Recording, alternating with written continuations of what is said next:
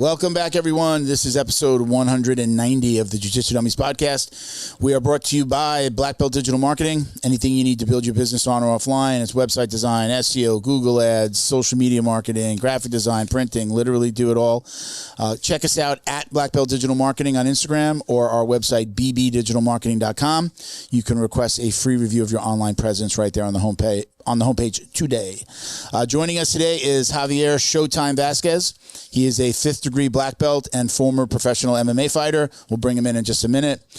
My name is Milton Campus. I'm a black belt training out of South Florida.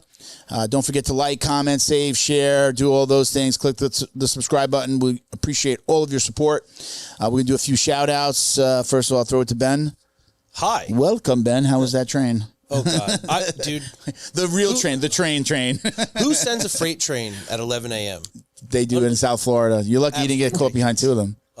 Yes, you are correct. Well, welcome. But I'm happy to be here. Introduce yourself. Tell the people who the heck you are. I'm Ben Stark, head coach and operator of American Top Team Palm Beach Gardens, the gosh darn best martial arts gym in all of the Palm Beaches. Now, Milton, you might not know this about me, but I am a 3rd degree black belt. From You have third. 3 of those little tape things? Dos tres. Now do you have the 2 at the edges too? No, I never understood that. I believe they're for I am a teacher. Oh, I'm a professor. Well, I guess I'm doing it wrong. Yeah. Nonetheless, my jiu-jitsu Go ahead and give yourself 2 more stripes when you get back to the school today. Nah, that's weird.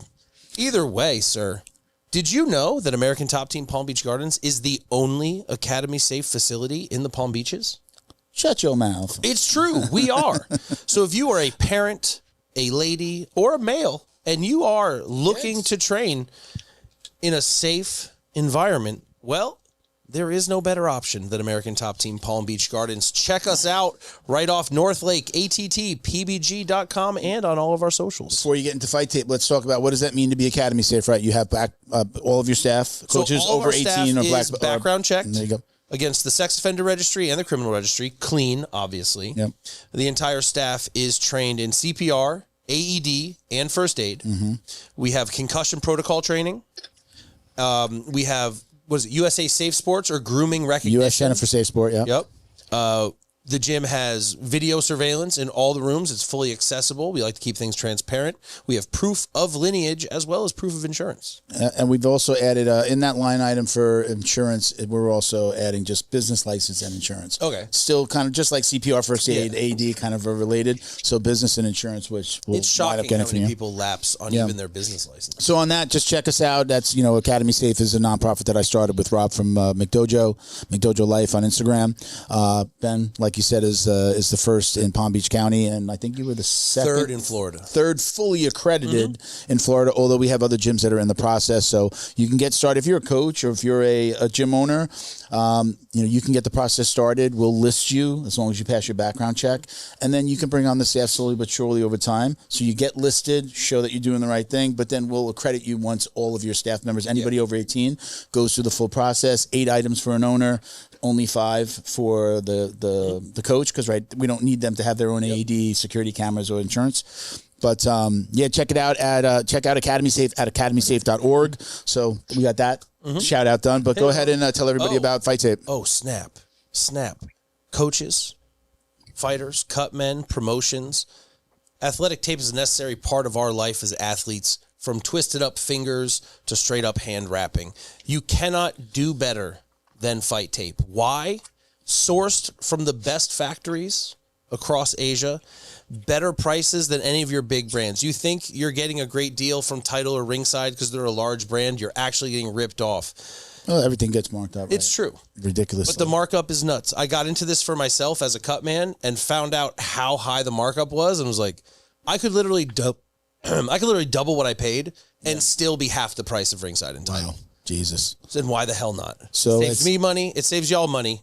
FightTape.us. At FightTape.us on Yes, Instagram. sir. I always like to point out that it is the Instagram and the website handle. It is the Instagram and it has the dot, because I think a lot of people aren't. I know I'm not always that familiar with the dot being in an Instagram handle.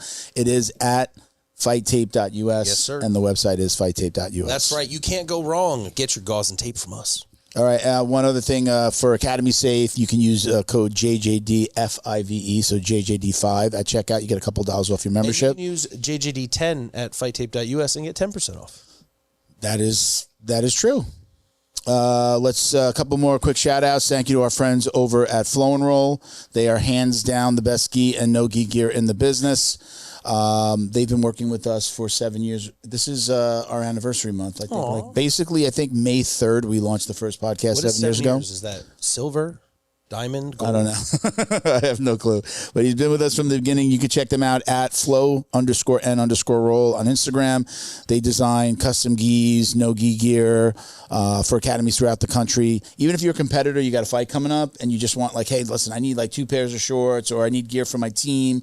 That get them the logos. They'll put everything on there, either print or patches, things like that, and they'll get you going. So you can order. Their big thing though is gear for a full academy, right?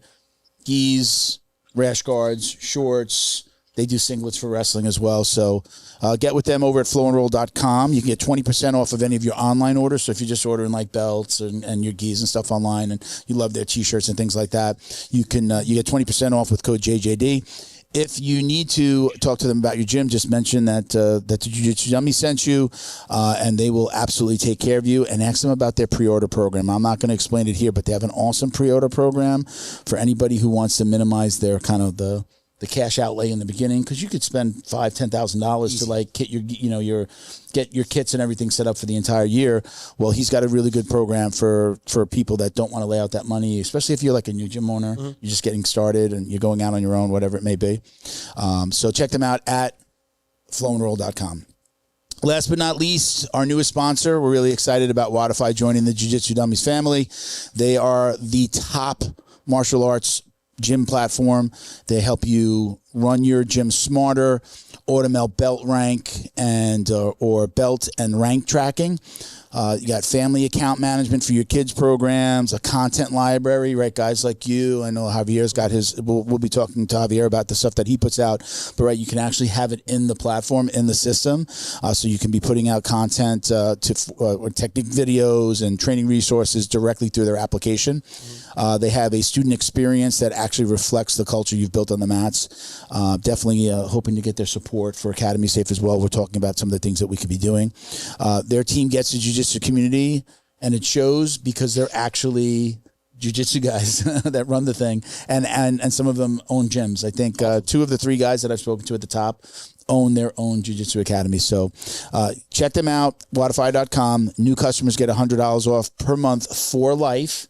Just go to their website, book a free demo at Wodify.com, and let them know that the Jiu-Jitsu Dummy sent you. All right, let's bring in Javier. Javier, appreciate you being so patient. Thank you so much. Welcome to the Jiu-Jitsu Dummies, and my apologies once again on air in front of everybody. I screwed up on the time last week when we recorded, or 2 weeks ago before I went on vacation. But welcome, Javier. Thanks. We're glad to have you. Thank you. Thanks for having me, guys.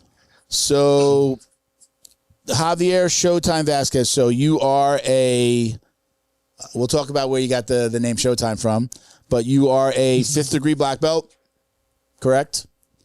And you fought in, I think, all of the organizations, right?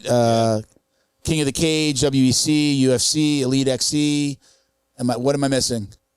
Where else did you fight? Judo. I fought everywhere. I grappled at EBI. I grappled at ADCC. I did for my generation. I pretty much did everything. You really did. I remember buying DVDs when I was first starting out and watching you fight and defend the belt in like KOTC and stuff. Yeah, it's awesome. Goes back. So tell everybody where you got the name Showtime from. One of my old teammates, Romy Aram, gave me the name. Just always, I was always able to compete really well. I was a high school and college wrestler, so competing was not that. I didn't feel pressured that much, So yeah, I was always able to pull a rabbit out of my hat or pull something fancy out, or something that looked good. So that's what they started calling me. What was your first discipline? How did you get started in the martial arts?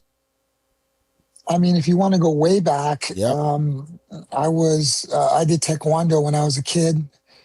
until I was about 9 or 10 years old, maybe. Okay. And then I started wrestling in high school. Then I wrestled in Mount Sac College, and then I started jiu-jitsu in 1997. Man, super old school. First generation America style. That's awesome. So did you almost? I'm in between the first and second generation, but I got promoted pretty quickly.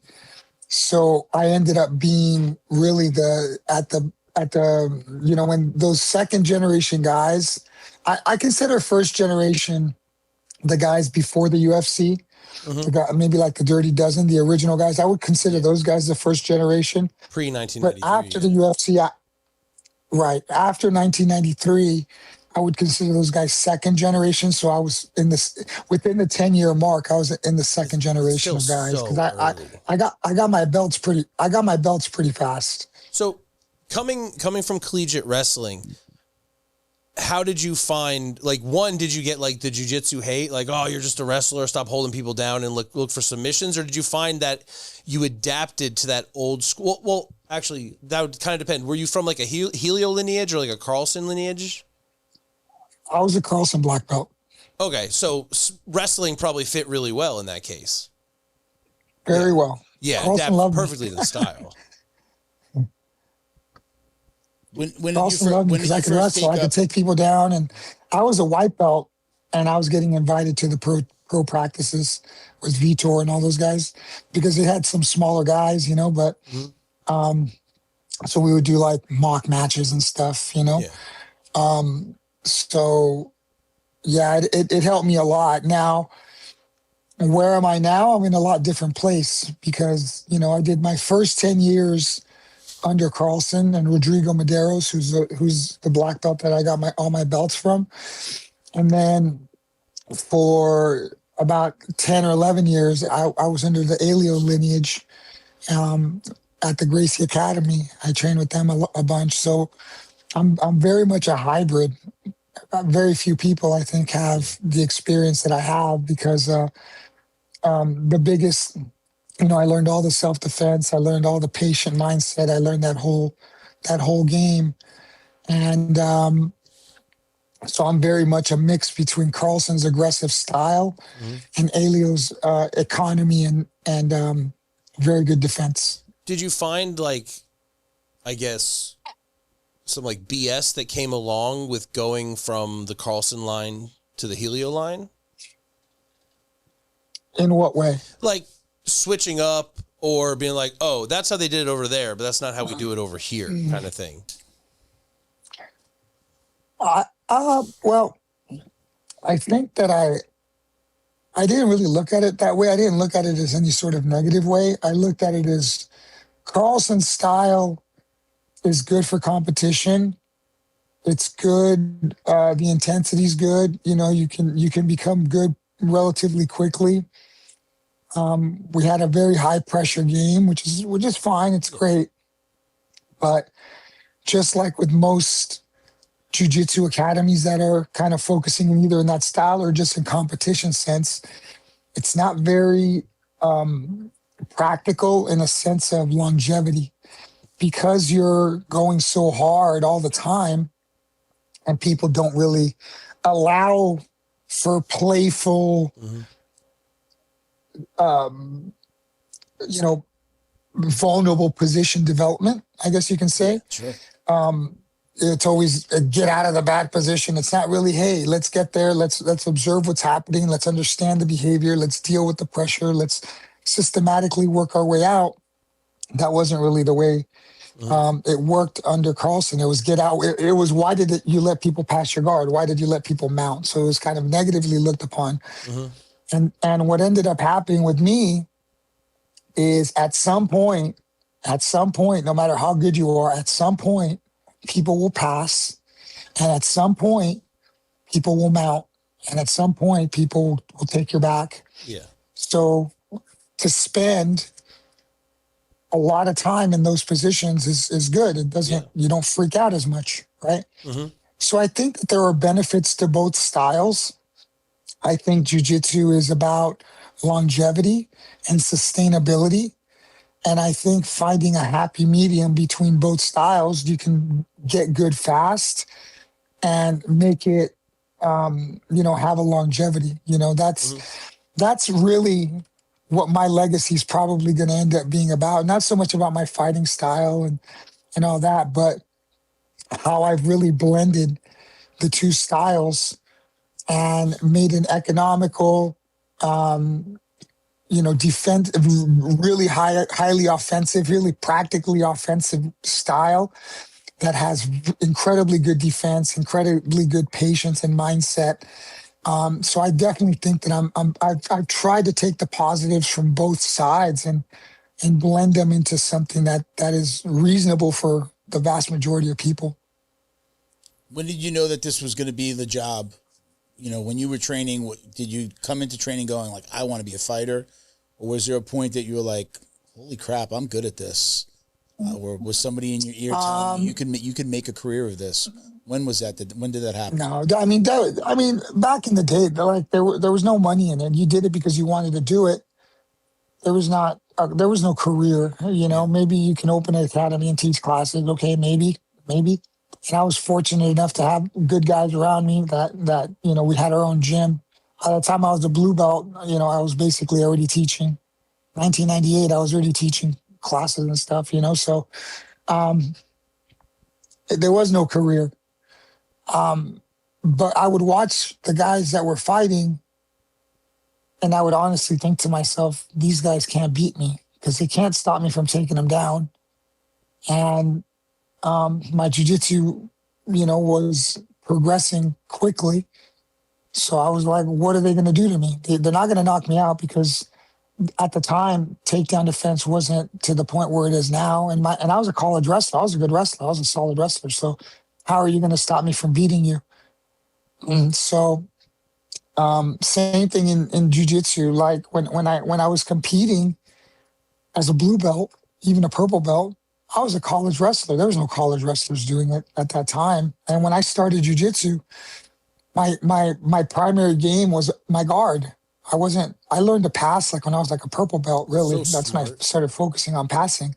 So smart, especially coming from that wrestling background. So, yes. Yeah. So, just because I developed my guard didn't mean I was showing it in every tournament. I would be able to adapt. If a guy was a good wrestler, or maybe somebody I didn't want to have to necessarily fight for a takedown, I would pull guard. If I was fighting a jiu-jitsu guy, every match started 2-0, so they were always behind. They weren't going to stop me from taking them down. It's impossible. They're freshman wrestlers wrestling against a high-level guy. Like, they weren't going to stop me from taking them down. So I always had a bit of an inherent advantage, whether it came to early MMA or early jiu-jitsu, where the wrestling, set me apart from everybody else. Were you... Or you talked about longevity earlier. You mentioned that earlier.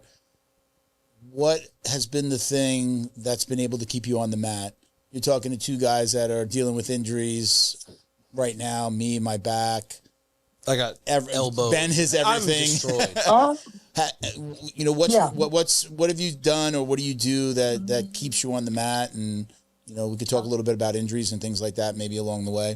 Well, jiu-jitsu is inherently a dangerous sport, whether you want to or not. Sometimes things just happen by freak accident. So there's multiple layers to that question. The first is being in as good of a physical shape as you can be, and that includes proper nutrition, not drinking, not smoking, not drinking. I still juice based on my previous history. I still do 5 to 6 juices a day. I still take supplements 5-6 times a day. So my nutrition is pretty good. So that helps. The other thing is mindset. I think that understanding, people say gentle art. People don't practice any gentleness in the art. There is a softness to the art. There is a finesse to the art. There is a way to generate behavior rather than overpowering will and force. There is a way, there is what I call a central path in fighting in particular ways, which will benefit you far more than your opponent. There are battles that I choose that I know I'm going to win 80+% of the time. So understanding how jiu-jitsu really works, understanding the biomechanics of the body, this all helps. So it's a complex question. I think that most people have been taught so aggressively and to force things in such a way. Move collection, I call it. That's just, you've been taught move collection. And when things aren't there, you just ram it through. You just jam things through. That's not the way my system works. That's not the way I function. One, because the probability of victory is a lot less. The economy is a lot less. When you fight with this kind of mindset of overwhelm and just just brute through everybody, eventually you're going to run into someone that's not going to allow it. And then that resistance in a lot of cases will cause injury. I learned many years ago, like when I was a blue belt, I stopped grabbing the gi because it started to destroy my hands. So I stopped and I solely focused on hand control, controlling the ankles and the feet in a way where it was more sustainable, because grabbing the gi is not sustainable. And I know that people do it, and I know that people hold on to the gi. And I know that you've experienced times where you're grabbing onto a gi as hard as you can and the person rips and your finger goes the opposite direction. It doesn't make any sense. Yeah, I was checking out your knuckles before. You got like cherries. You got the jiu-jitsu popping knuckles? Off. Yeah, dude, look at those I knuckles. got a couple. Yeah. I got a couple, but I stopped. I mean, I got this when I was a blue belt, right?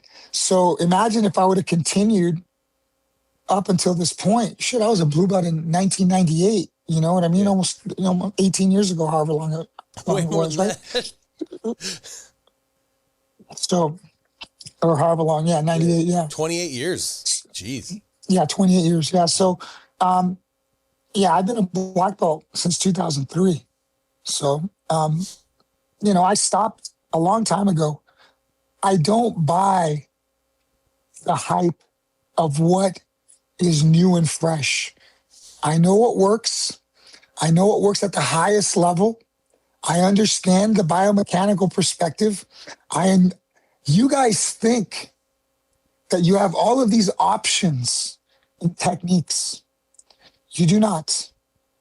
There is a way from each position to attack in the most effective way. And from that way starts to generate certain behaviors.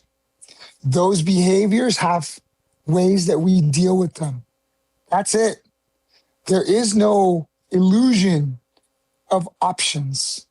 So you said earlier, there is a central path. You used the word generate. If I could interrupt for a second, you used the word generate a couple of times now, and I had it in the back of my mind. You're talking about, I think you said it before, generating outcomes.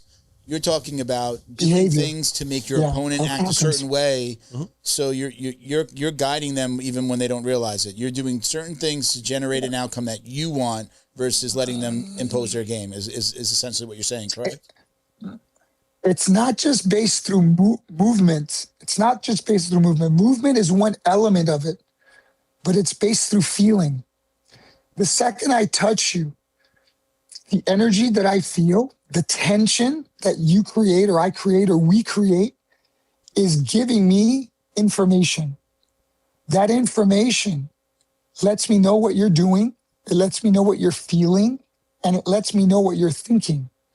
So the second I can hijack your thinking process based on what you are feeling, what I am doing, my behavior generates your behavior.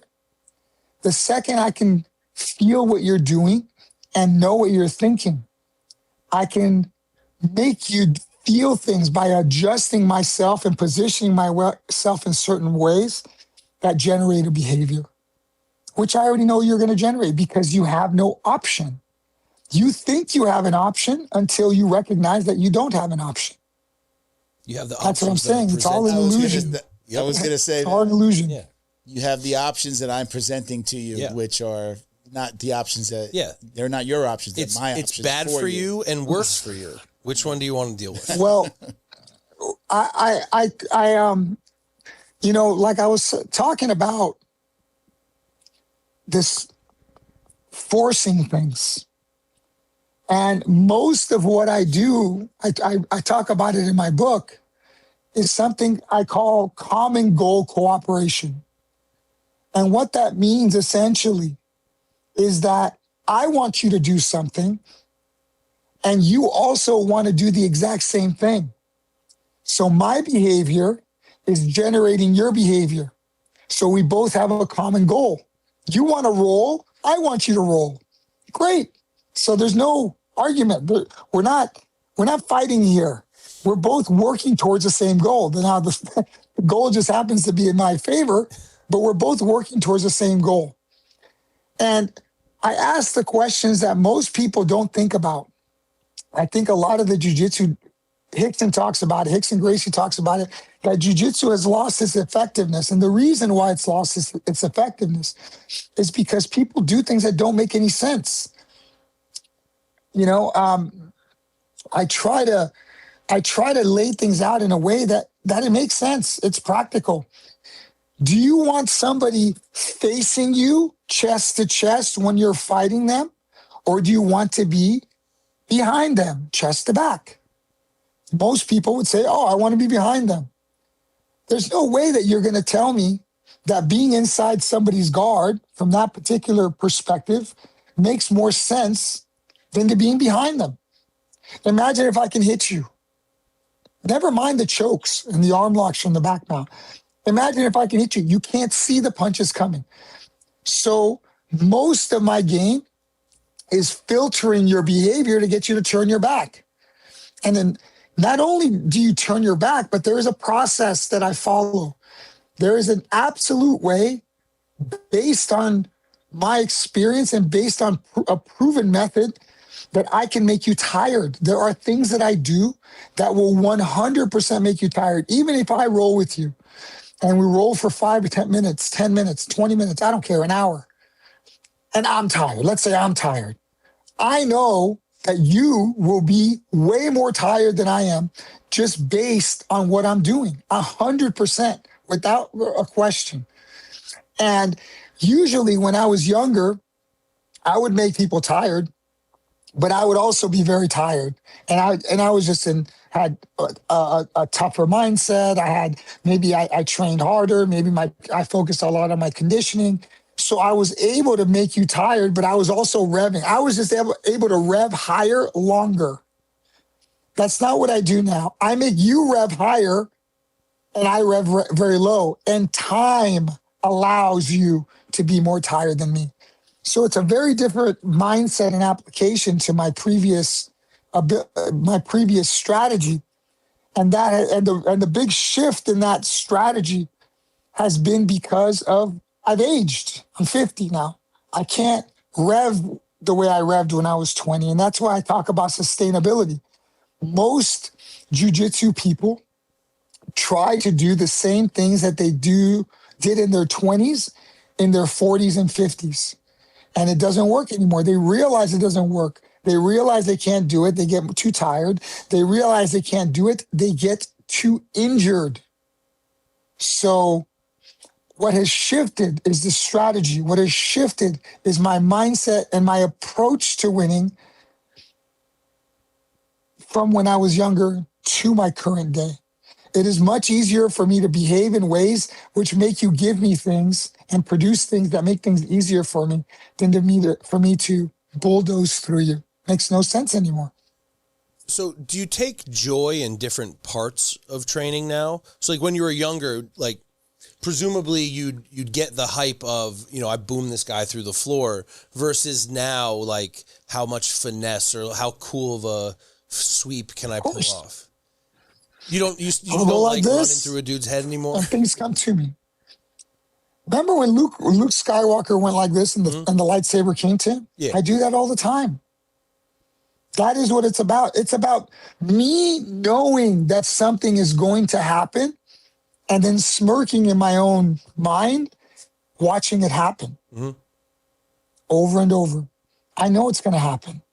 I know that what I am doing, whether I'm on top offensively or whether I'm on the bottom defensively, I know that every single thing I do makes you feel uncomfortable.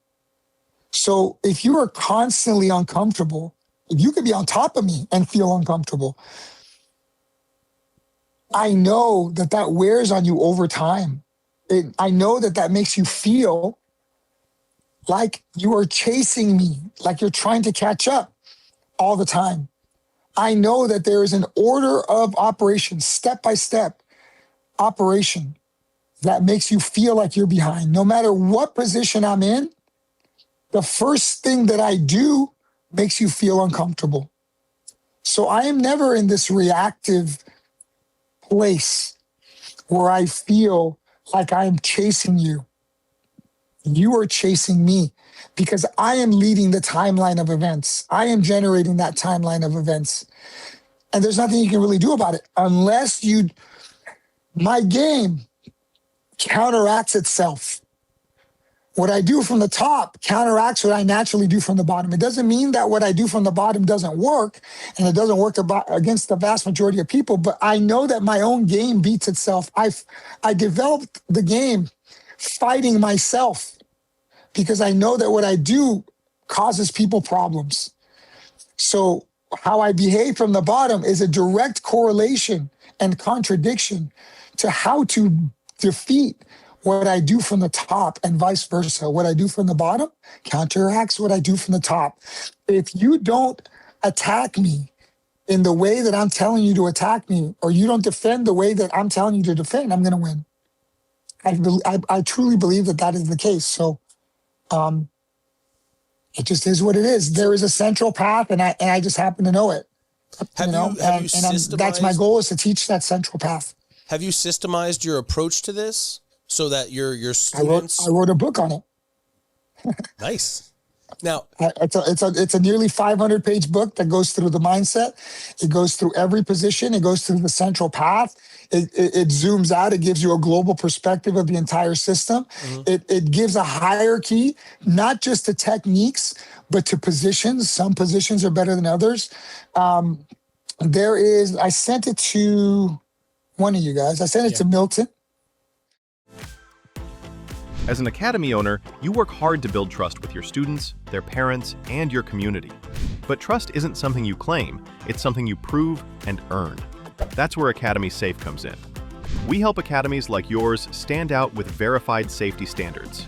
Background checks for all staff, U.S. Center for Safe Sport certification, concussion training, defibrillators on site, CPR, first aid and AED certification, security cameras, rank and lineage checks, and verification of business insurance.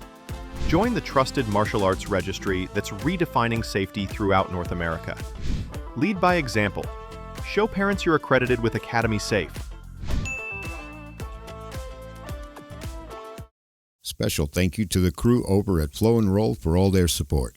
Flow and Roll is renowned for their incredible no-gi rash guards, shorts, and leggings. Flow and Roll has quickly become the premier custom apparel provider for academies big and small throughout the United States. Reach out today to discuss your custom order and ask about their incredible pre-order program. You can send an email to flowandroll@gmail.com or visit their Instagram at flow_n_roll and shoot them a direct message. And yes, they can create an awesome custom gi for your academy as well. Visit flowandroll.com to check out their awesome designs, and remember, you'll get 20% off your purchase of t-shirts, rash guards, or gis with code JJD. You show up every day to change lives. You manage a million little details, all of them critical. We get it. We know the founder mindset because Wodify was built from the ground up, just like you. We know details because we fine-tuned every nuance of our own platform to make it work seamlessly for you. You need a partner who understands your business and a platform that helps you run it like a well-oiled machine. The founder hustle never stops, and you wouldn't have it any other way. We're Wodify. We're built to build you up.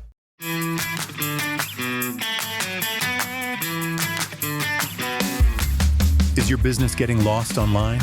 Black Belt Digital Marketing is a full-service digital marketing agency that helps you get found, get leads, and grow. We specialize in local and website SEO, so your business stands out when customers search. Our website SEO makes sure your site loads fast, ranks high, and stays ahead of AI-driven search, so so customers find you first. More visibility, more clicks. More customers right when they're ready to buy. Grow your business online with Black Belt Digital Marketing. Visit bbdigitalmarketing.com or call 9542-204932 today.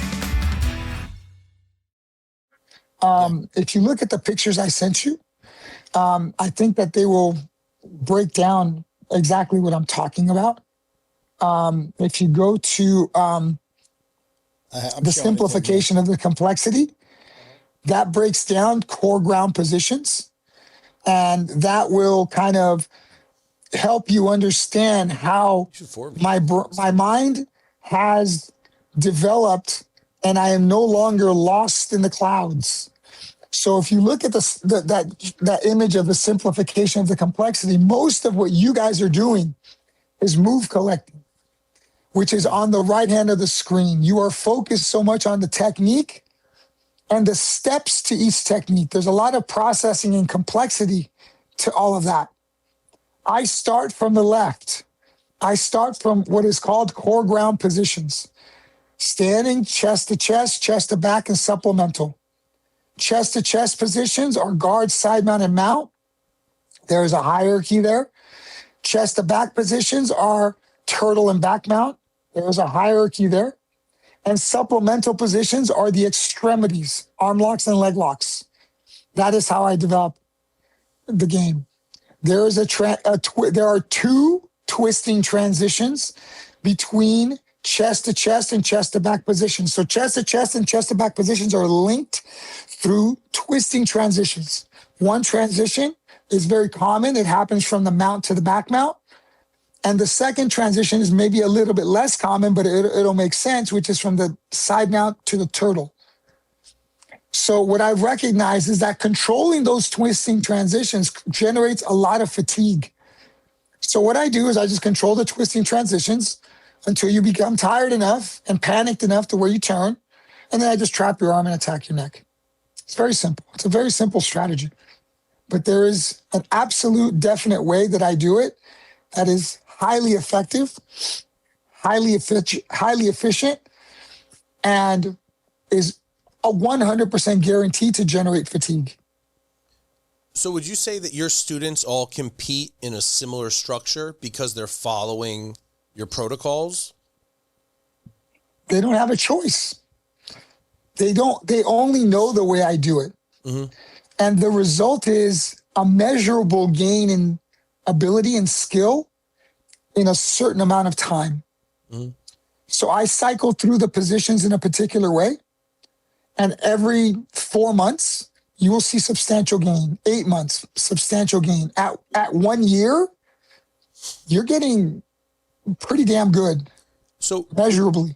Would you say you took like the arsenal that one might have in a complete jiu-jitsu game and narrowed it down to like, you know, A tier, B tier, C tier, D tier, and we use them in this order? And anything outside of this grid is expendable, but know how to defend it?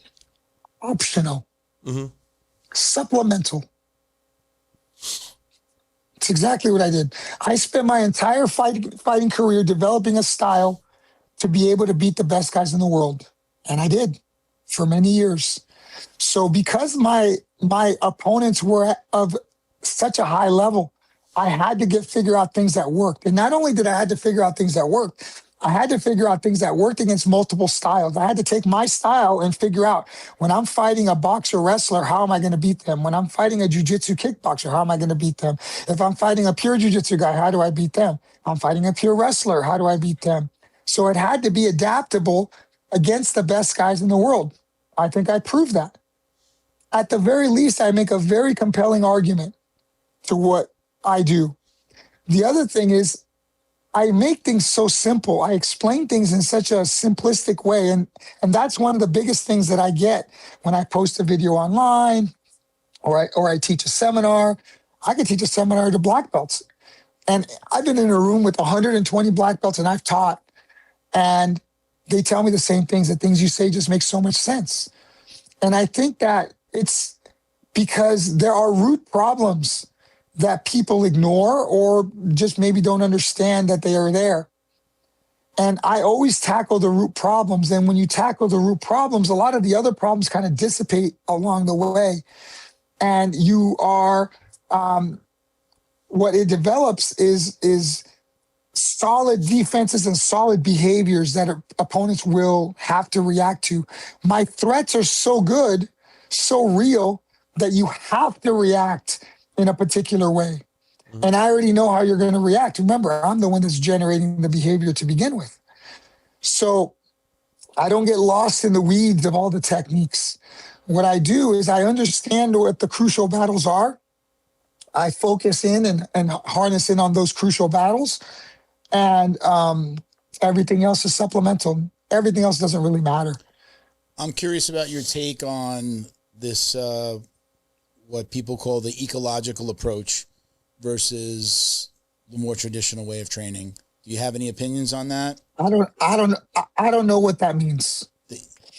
Have you heard this? I heard it the other day. Somebody brought it up to me the other day, and I don't remember what I told them, but can you refresh my memory as to what that is? I would say think of it as teaching through hyper-specific situational drilling. But that's where I believe it existed already. Yeah. You might have modified it, but these guys are coming out trying to say, like, this is a whole new way of everything that I've come up with 20 years ago, everything all of a sudden it's new.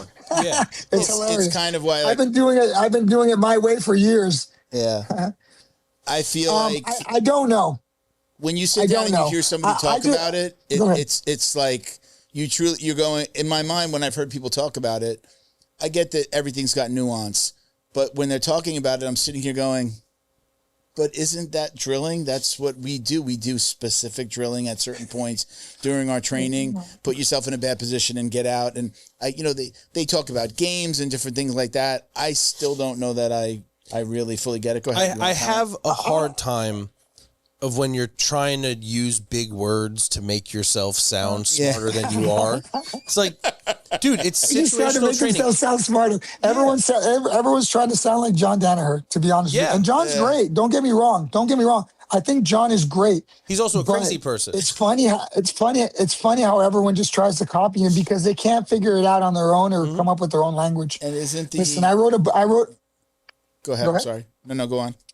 I wrote a book in my own language because it's just easier for me. I've always done my own language. There's a guy named Eddie Bravo many years ago that we were rivals for a long time. We competed against each other 4 different times, and I love Eddie. I think he's a great guy. What he has created is unbelievable, right? The network that he's created, the thing he's so creative. And many years ago, we had a discussion, and I was already kind of naming my own things at the time. And I asked him, what's the deal with the funny names? I mean, this is like when we were purple belts or blue belts or purple belts. This is a long time ago. And he's like, if I'm coaching my guys, people don't know what I'm talking about. It kind of hides it. And I thought it was genius. And then I speak my own language and do my own things. But yeah, one of the things is it's definitely a great advantage to think that way. Right. Yeah. And, whether it's ecological, I don't know, man. I look at this world through a lens of biomechanics. I understand that you have a northern 180, which is from here up. And I understand there is a southern 180, which is from the waist down. I understand that there is a northern angle where you're in a north-south position. I understand that there's a southern angle where you're looking up through the legs, from the legs to the head. I understand that geometry beats the legs. I understand that there's no question about that. I understand that there's a 45-degree angle that really is where all the battle and all the fighting really happens. And I understand that's on the southern end. And I understand on the northern end, there's an unattainable angle that you will never put me in the guard. What I've realized is that when I'm on top, there are 3 chest-to-chest positions: guard, side mount, and mount. The best place for the guy on the bottom to be is in the guard. It gives him the best functional way to beat me. I understand that when I bypass the legs and I get to the side mount, you can't do a whole lot. I understand at 90 degrees. I understand that if I get to an not north-south, but basically over one shoulder or over the other, I call that the unattainable angle. You're never going to put me in the guard from there. I preach this so hard. I preach this so much. What's that? I play off this high angle so much because it's so hard to get to you. Yeah.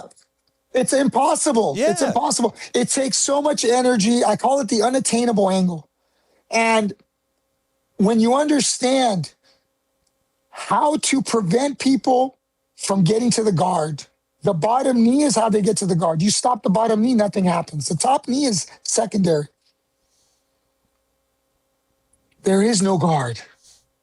I call it the illusion of salvation. So when you have a guy on the bottom that's constantly trying to put you in the guard, and you understand that you're never going to put me in the guard, but they think that you are, there's a disconnect. So they're working towards something that which they will never achieve. In their mind, they're going to achieve it because they achieved it against everybody else. They just haven't run across me. And I know they're not going to achieve it. And they don't know it.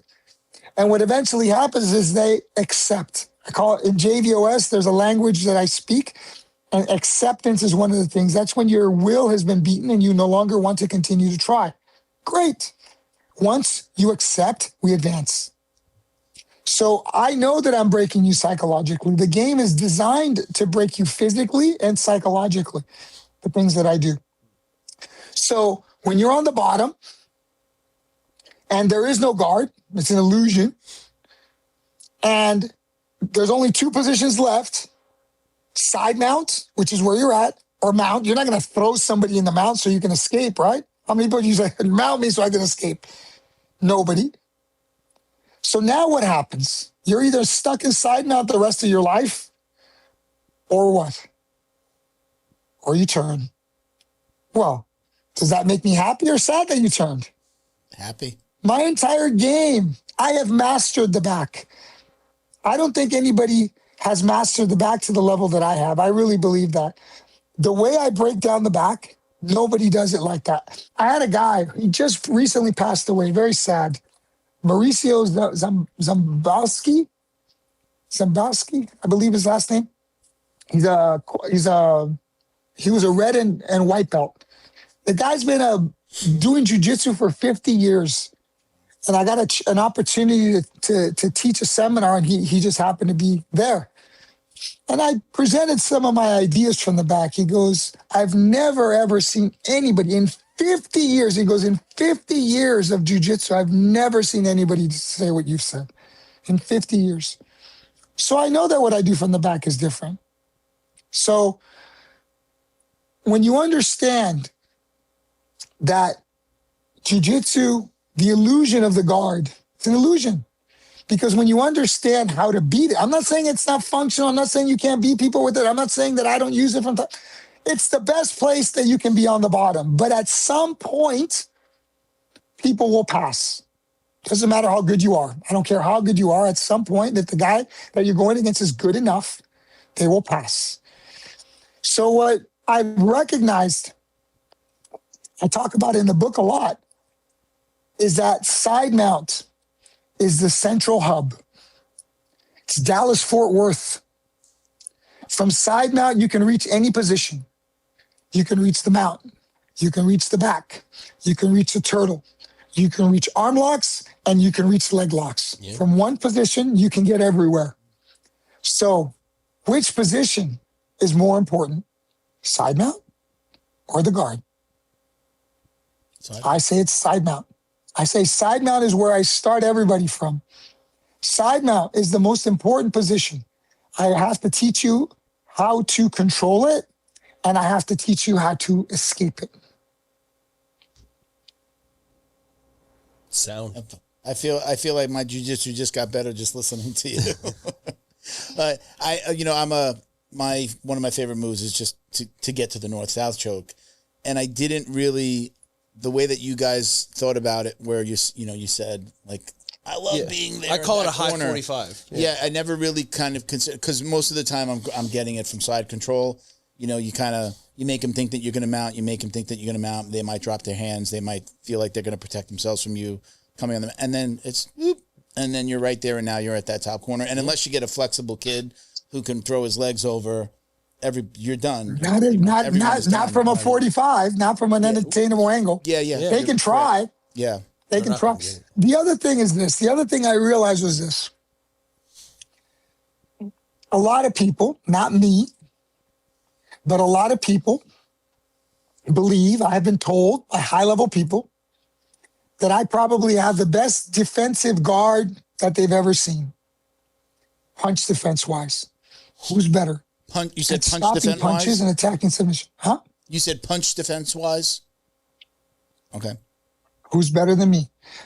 Who's fought at the highest level and not taken any damage against the best guys in the world? I know that my punch defense was one of the keys to to doing as well as I did. 21 pro fights, never been finished, never been stopped, never been submitted. Let alone the fact that you're 50 and you don't have any signs of stutter or CTE. Because I don't get hit. I don't get hit much. Okay. It says it right there on his shirt. Dude, Ben, can't you see? The laundry list of absolute badasses that you have faced and beat is insane. Yeah, I did well.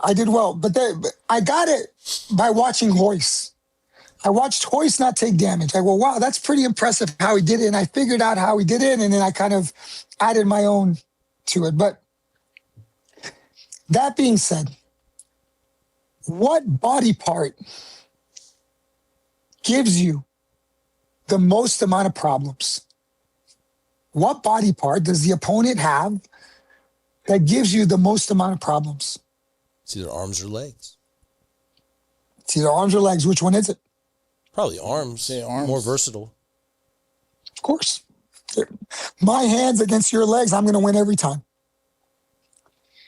So why do we spend 95% of the time focusing on the legs?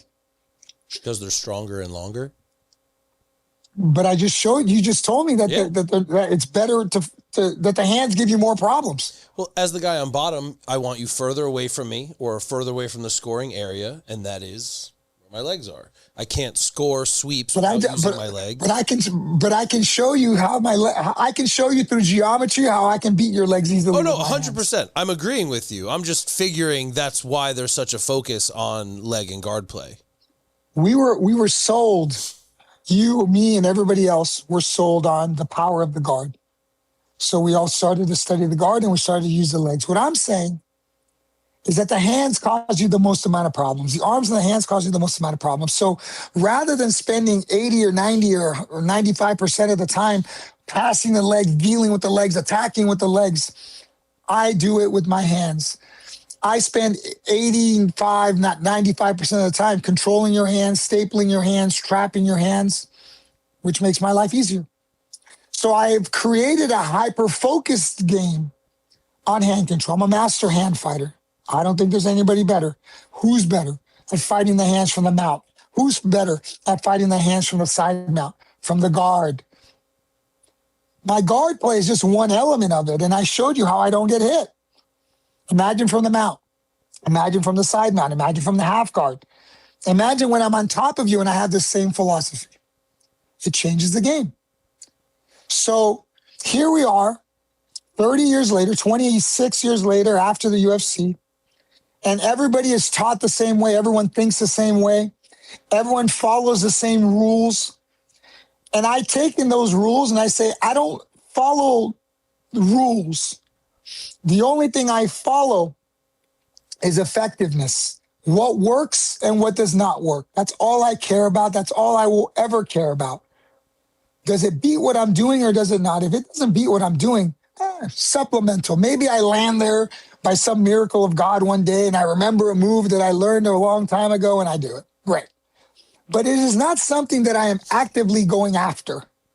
It's not something that is my A game. It is supplemental. It is the seasoning of the steak. It's not the steak itself. The central path is the steak. Every position has a central path. That is my steak. And then everything else is supplemental. Did you see the most recent one I sent you? Yes. The version 1.0? Version 1.0 is the initially when I wrote my 16 books, 2,500 pages. Everything I know, I put down. If you notice, every one of those green dots is a technique. If you notice some of the purple ones, they're kind of like grouped together. They kind of linked and grouped together. Those are like sequences or options or moves that go together grouped. So this is a spider graph, right? What's that? It's like a spider graph. How we link, Yes, how we cross that over. is the way my mind used to process the information. I tried sitting down everywhere.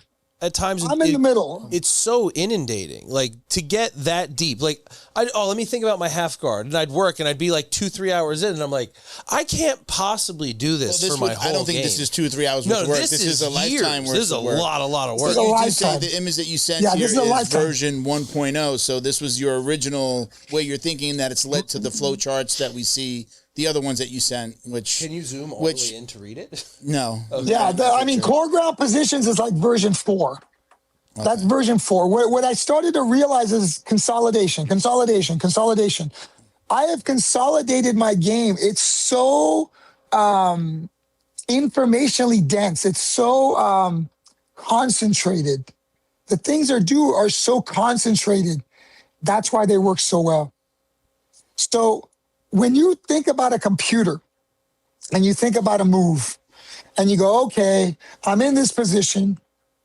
You got to find the moves from that position. And then you got to remember the move. Okay, I remember the move. Then you got to remember the steps to the move. And then you got to remember what position were we in exactly? Because there are perspectives and then there are sub-configurations. So a perspective, for example, is guard top. A sub-configuration would be half guard, there's still guard top, half guard with my arm on this side of the neck, with my arm on that side of the neck, with my arm on underneath the armpit. Those are all each sub-configurations. Does that make sense? Mm-hmm. Yeah. Half guard, what's better, half guard or half guard with a butterfly? If you're on the bottom. Half guard with the butterfly. What gives you a harder time? Half guard? What gives you a harder time if you're on top? Half guard or half guard with a butterfly? Butterfly. Of course. So when you're on the bottom, I fight to get to good positions. So what do I fight for? To be in half guard or to be in half guard with the butterfly? Of course. Do you understand? So there is a hierarchy to technique. There is a hierarchy to positions. Just like there's a hierarchy to techniques.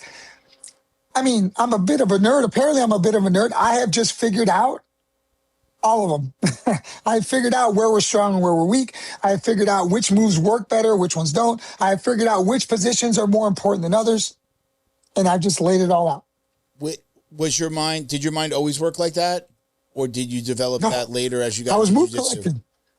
I was move collecting, just like everybody else. We're move collecting because that's the way we were taught. That was the framework in which we were taught. If you look at one of the ones I sent you, it's the typical Jiu-Jitsu Academy experience. If you look at that one, that's the application of what we did.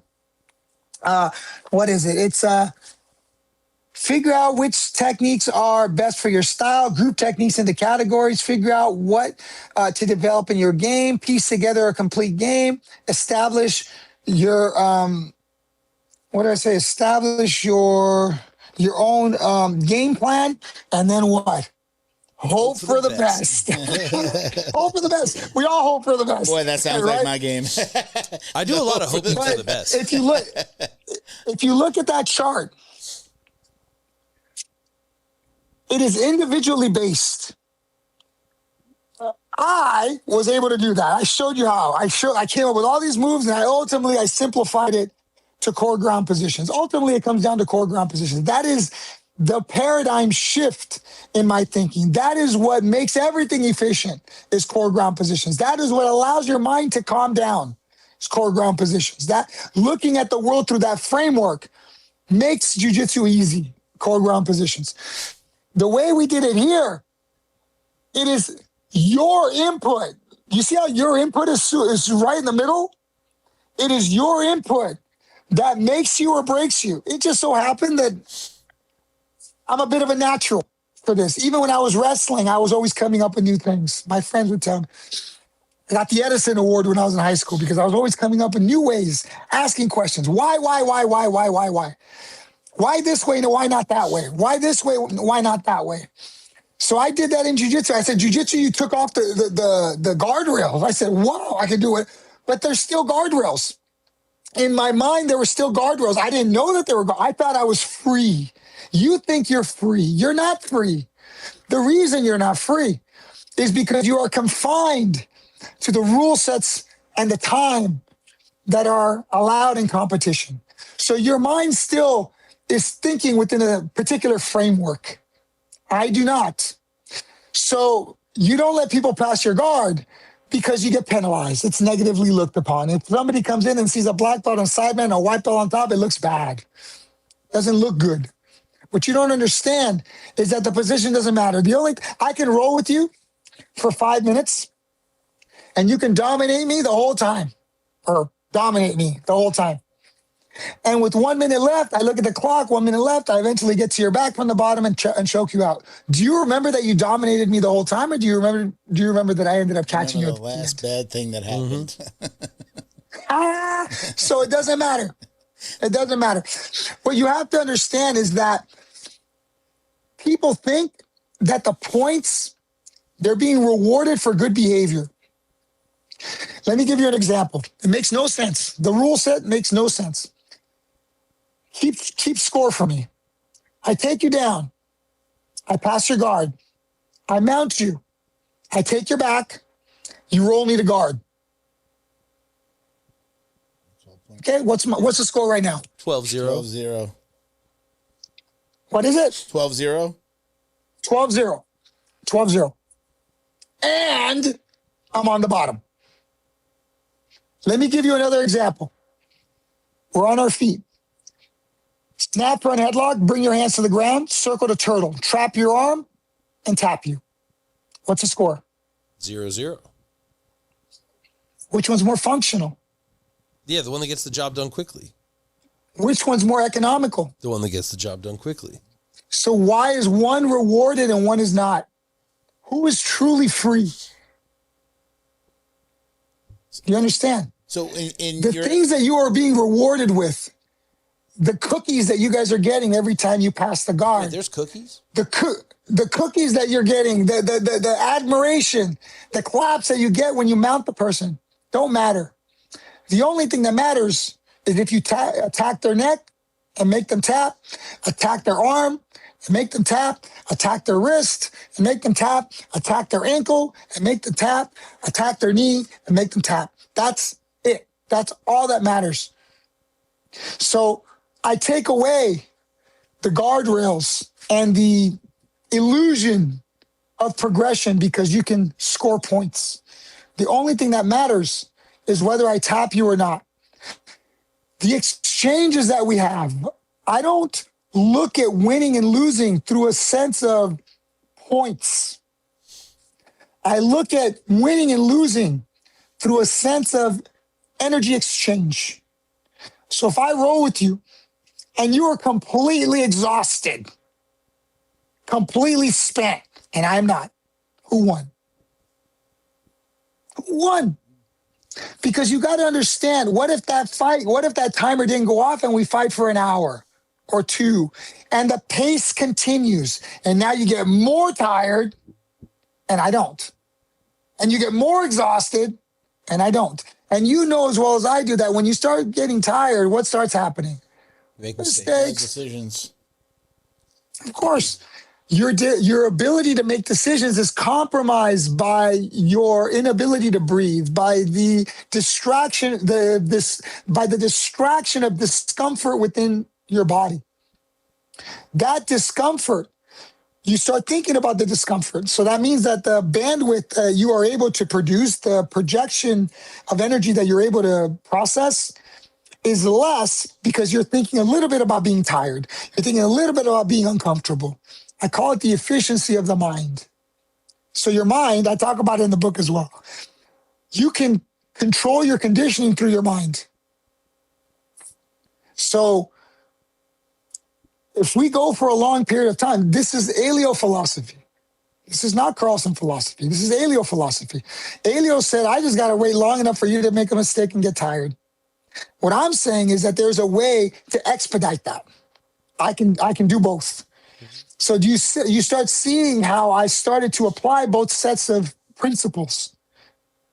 And that's what I think makes my jiu-jitsu honestly second to none. I don't think anybody does it like me. They might have elements, positions where we might see things similarly. But when we lay out our complete game, our complete strategy, I wrote 16 books to lay out my strategy. I wrote 2,500 pages to lay out my strategy, and it allowed me the ability to zoom out from a 30,000-foot view and start saying what works and what doesn't. No, no, no. This works. No, no, no. This works, and it allowed me to really hone in and focus in on my game. And that's why I think the master plan is such a revolutionary breakthrough in jiu-jitsu. It's a paradigm shift. I know that when people understand what the master plan is and they really look at how I've done things and what I've created, I don't know anybody who's come up with anything remotely close. So let's talk about, we're talking about the master plan. I see your website behind you, jvjujitsuonline.com. Somebody that's not in your area, somebody can go on, and do they join the site? How do they get into your courses and your programs? Tell everybody how they can start to learn from you, even if they're not, in your area and able to get to your academy. As you can imagine, this is a bit of an undertaking, this project. I wrote my initial books for 4 years, and it took me an additional 2 years to basically not throw it away, but to take what I learned from my own books and to come up with the master plan textbook. I filmed myself for 4 years, basically explaining everything. We got everything edited. We got everything filmed. We got everything edited. And now I'm in the process of uploading everything. Some of the programs are up. Not everything's up. I'm hoping to have the entire system up within the next 2 years. We're talking thousands of videos and a library that I don't know if anybody, maybe Eric Paulson has something similar, like not similar, but, size-wise, volume-wise, something kind of similar. He might have actually more videos, but I've really streamlined and systematized everything. So right now we have multiple courses online. We have the JVOS mindset. We have common sense guard passing. I just uploaded the turtle top deep dive. Again, these are 60 videos per course, I've got the meat grinder. There's 2 meat grinders. I might actually combine those. But I did 2 meat grinder seminars, which is a side-mounted turtle transition. I did 2 seminars on that, which I might end up combining, but right now there's 2 separate ones. I also did basic mechanics, and I did another one, transitional wormholes, as well as JV basics, which is the old school self-defense under the old paradigm. So I already have a lot of stuff out there with a lot more to come. But I tell everybody, start with JVOS, start with JV basics, and start with basic mechanics. That's kind of like the intro group to my system. And tell us about your academy there in California. Where are you? I'm in Rancho Cucamonga, California, Southern California, about an hour dead east of LA. Okay. 45 minutes to an hour dead east of LA. Now you have an academy there. Anybody can walk in and sign up.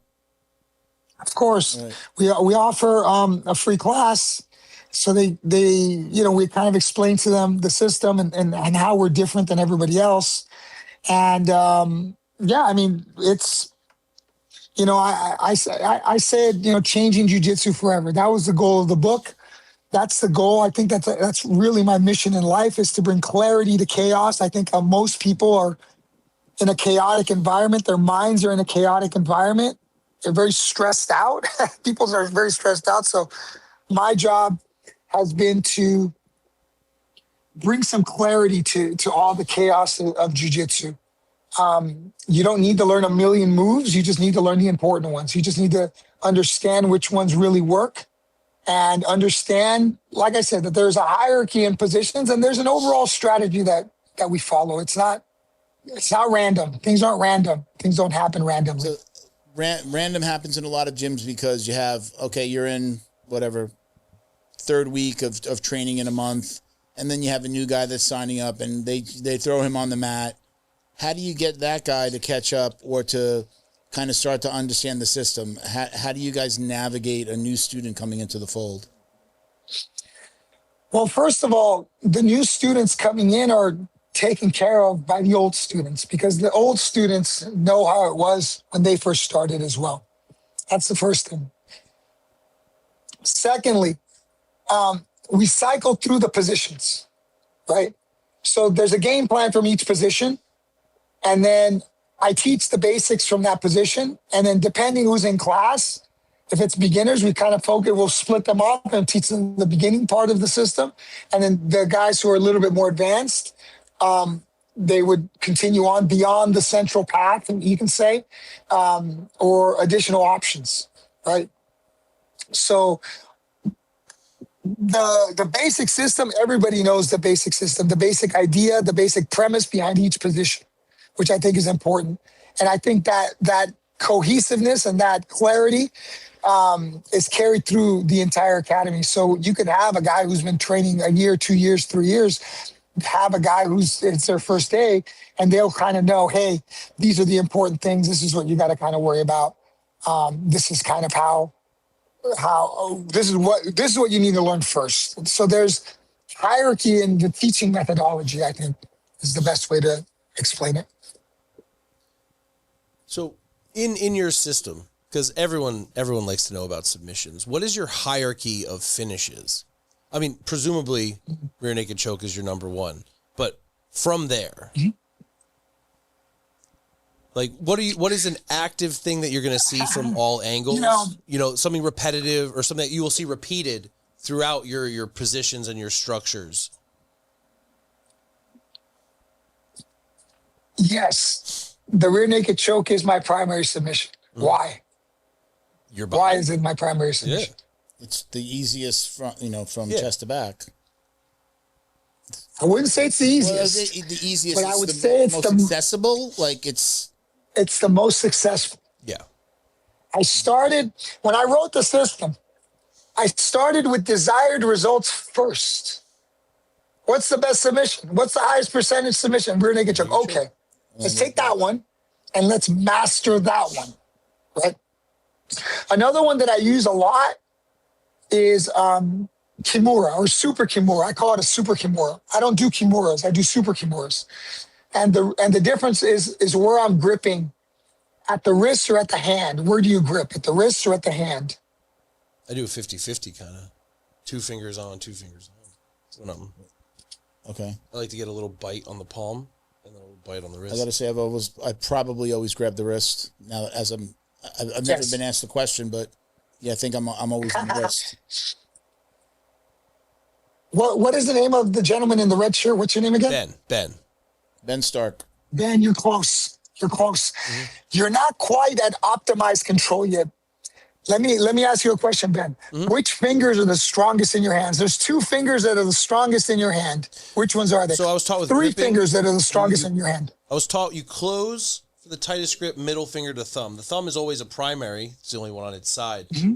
But I like to meet in the middle. I find it makes my grip way more complete. These 2 are the strongest, plus the thumb. These 2. Mm-hmm. These are weak, so I don't use them. Yep. So most of my grips are done like this, most of them. When you're grabbing the wrist, they're too strong. The lever is it's okay, but it's not strong. Ben, I want you to do something, and then I want you to tag me on your Instagram, and when you make the video, they let me know that I'm right. Okay. I want you to just don't grab Kimuras the way you've been grabbing them. Grab them like this. Your 2 fingers grab the meaty part of the hand, and then your thumb grabs right over the base of the wrist. This does 2 things. If the guy tries to pull it out, it ends up being a hand in the cookie jar. Yeah. I use this for grip fighting. I've never thought about it for Kimura. Go ahead. Like when I'm hand fighting, I hold like this, but I've never thought it applied well to the Kimura. I haven't tried it even. It applies to the Kimura, of course. When you grab, it also allows you the ability to throttle when you do it this way.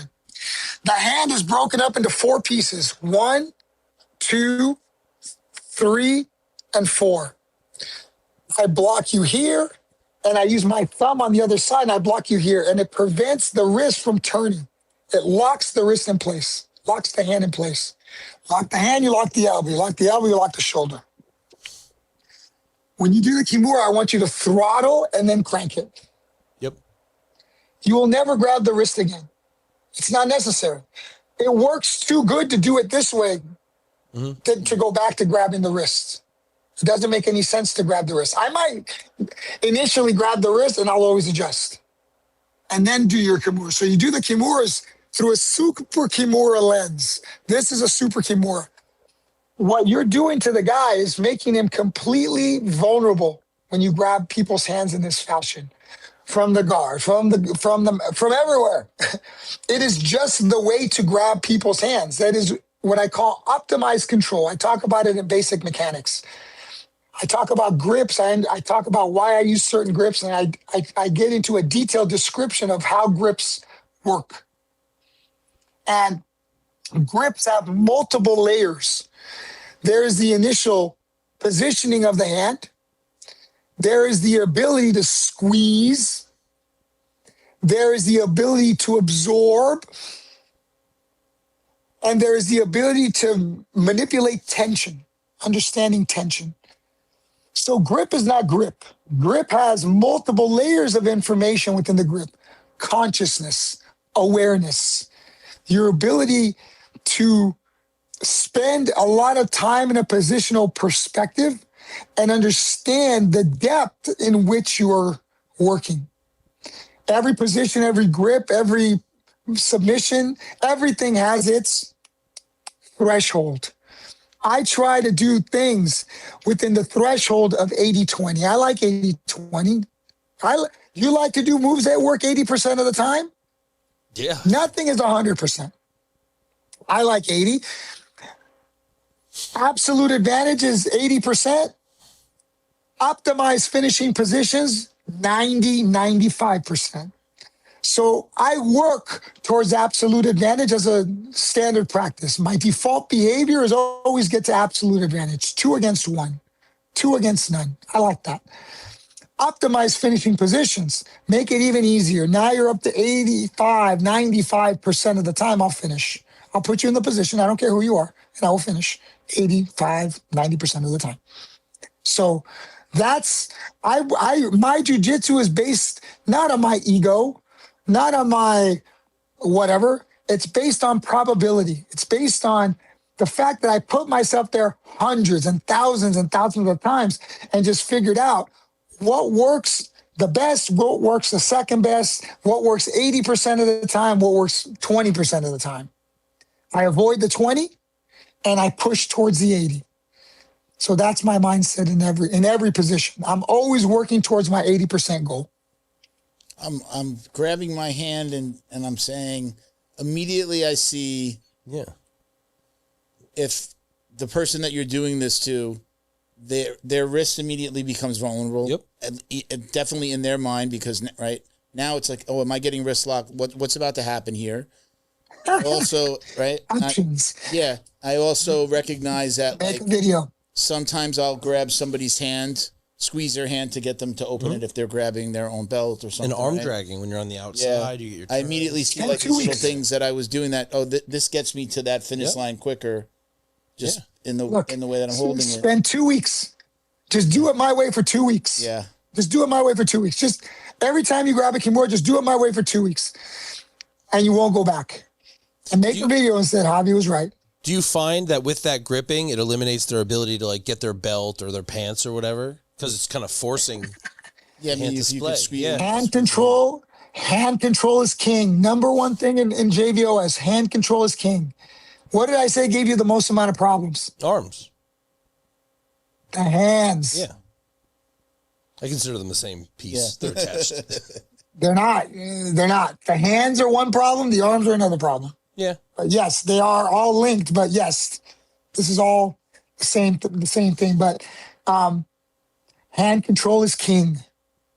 That is the secret to grappling. There's two things that completely changed my grappling. Very simple.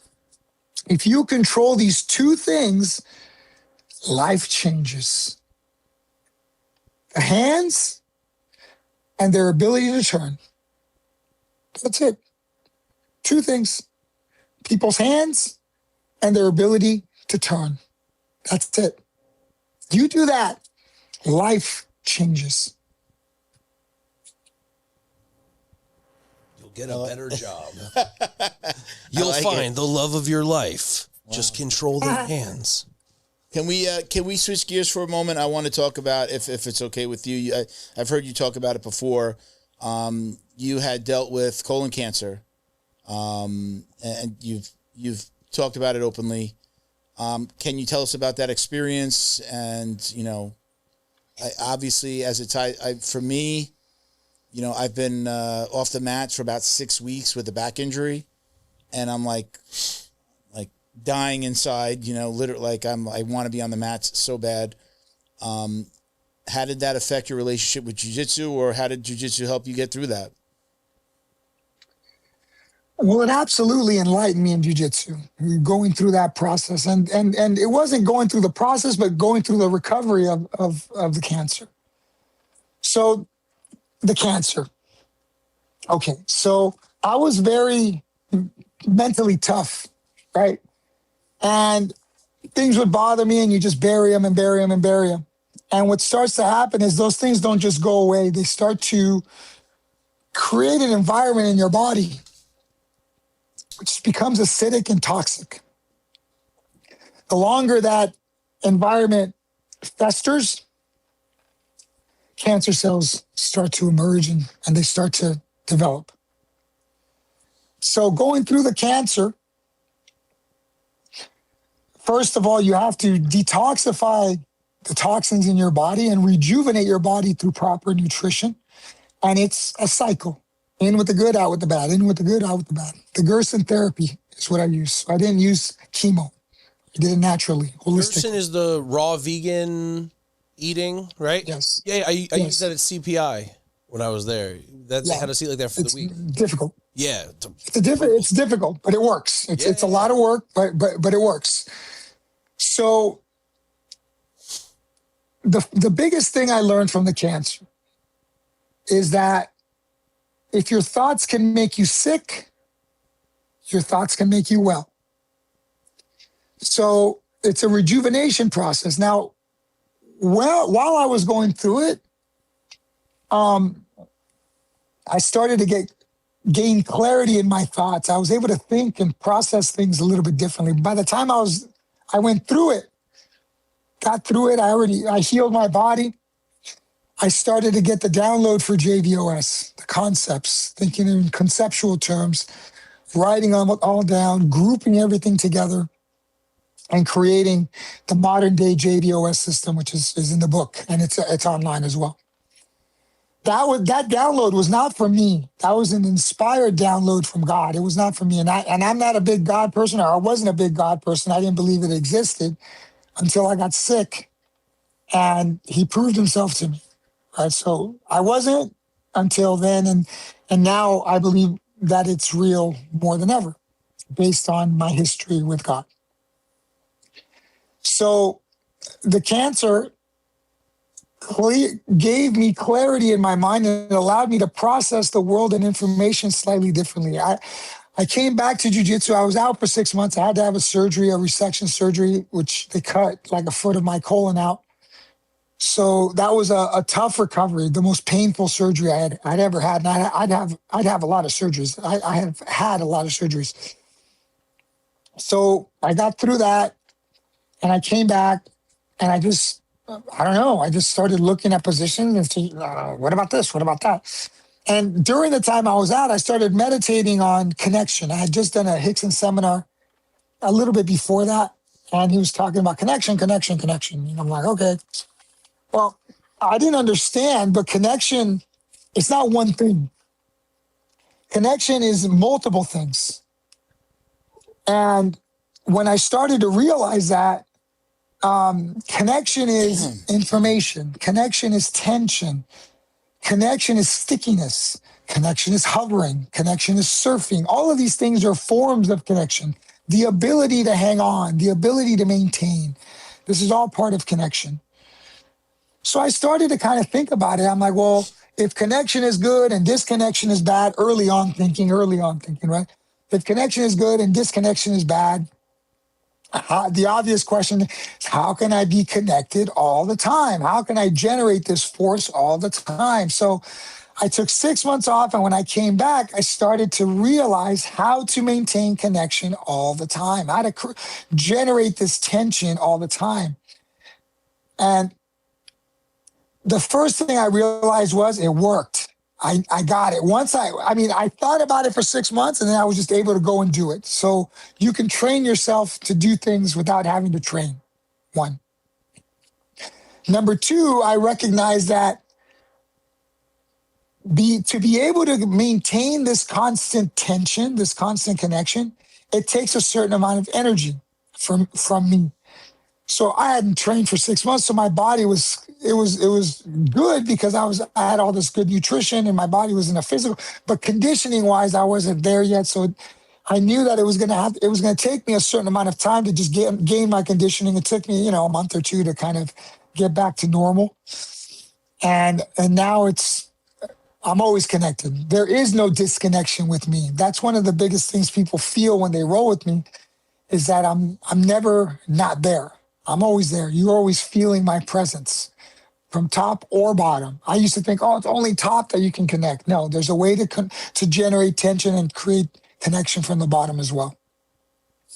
So that was the biggest thing initially that I got from, going through the cancer and coming back to jiu-jitsu, was a clarity in the way I thought and a new approach to the things I was doing. What did your doctors say when you were like, no, I'm not going to do any chemo? I'm sure they were pushing the chemo, right? Because the average person is going to get pushed into chemo.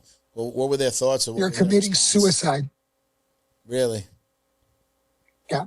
That's what they told you? That's what he told me. And chemo's literal. 4 months later, I put my clean blood work in front of him. I said, what do you think? He goes, how did you do this? This is impossible. This can't do. 3 months. Yeah. I got it done in 3 months, but my doctor's appointment was 4 months. Yeah. So I was already clean a month, no cancer. And that was 3 months. That was diet, sunlight, rest. It's not the first story I've heard. I had an old training partner, Lou Pauly. His mother had cancer, and he said when she got diagnosed, she rented a cabin in the mountains out by where they lived, and kind of woke up with the sun, went down with the sun, ate natural, and kicked it in 6 or so months. You have to understand what cancer is. Most doctors don't know what it is. Cancer is the disharmony in your body. Something you are doing is causing disharmony. Your liver is toxic, not damaged, toxic when you have cancer. So you have to detoxify your liver. You have to cleanse your body. You have to cleanse your mind. You have to take in the good and pull out the bad. Pull out the toxins, put in the good. So if you're only taking in good toxins, you're not using chemicals, you're not putting anything on your skin, you're not drinking, you're not taking in any sort of toxin, and then you're pulling the toxins that you have in out, your body will heal itself. If you give, the doctors don't know how to heal you because they're working on a completely different paradigm. But if you give your body what it needs, it will heal itself. Your body knows how to heal itself. Doctors do not. I don't know how to heal myself, but my body knows how to heal itself. So when you give it the right environment, peace, positivity, positive thoughts, prayer, proper nutrition, rest, when you think about healing, your body heals. Where did you find this methodology or this way of thinking? Was it something you came across? Did somebody bring you something? Was this a way that you were thinking previously? Like how did you come to this? When I towards the end of my fighting career, I started to have difficulties recovering in my early to mid 30s. Had a hard time recovering. I couldn't do the 2-a-days, 3-a-days that I used to do and feel good. I was just beat up. So I started looking at nutrition and started to look at, nutritionally what I can do to optimize my performance a little bit. And I came across veganism, and I came across also ultimately a lady named Charlotte Gerson. And she basically said, yeah, we've been curing cancer since the 1912s or 1920s. I go, oh, there's a cure for cancer. And I just kind of put it in the back of my mind. I'm like, but there's a cure. There's a way to do it, and it's through nutrition, essentially. And I didn't think much about it. But then when I got it, initially everything is, stage 3. Stage 2, sometimes you don't have to do chemo, but stage 3 and 4, obviously, you got to do chemo. So that was the plan. Did this line up? And I went back and I looked at the videos, and I kind of got the information, and ultimately I made my decision. So is that what pulled you out? Because you had a successful UFC debut after your WEC run. You beat Joe Stevenson. And to think that was the last one, was it because of the recovery problems and getting sick? Or the cancer came much later? I was just banged up. I was already fighting for 13 years. I was fighting at the highest level for 13 years. And, the only reason I kept fighting was I guess you can say my own ego, but I was supposed to fight back in UFC 42. I was supposed to fight Matt Serra years ago. Mm-hmm. And I got hurt. I tore my ACL. I tore my ACL twice in 1 year, and then I tore it previously about a year and a half before. So it really bothered me that I never got to fight in the UFC.